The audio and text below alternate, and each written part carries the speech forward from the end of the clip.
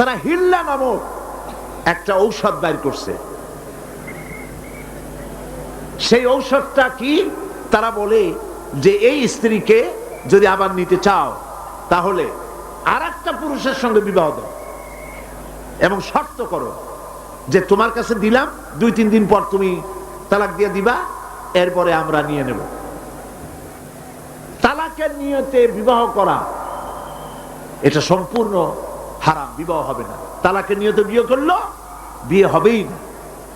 তারপরে এই যে ভাড়া করা, একজনের সঙ্গে হিলা করতে দেওয়া, এটাকে হাদিসের ভাষায় বলা হয়েছে ভাড়া করা ষাঁড়। ভাড়া করা ষাঁড়। ইসলামে এই ধরনের কোনো বিধান নাই। সবাই কান খুলে শুনুন, হিল্লা করার যে ব্যবস্থা বাংলাদেশে গ্রামে গঞ্জে আছে, শরীয়তের কোনো অস্তিত্ব নাই।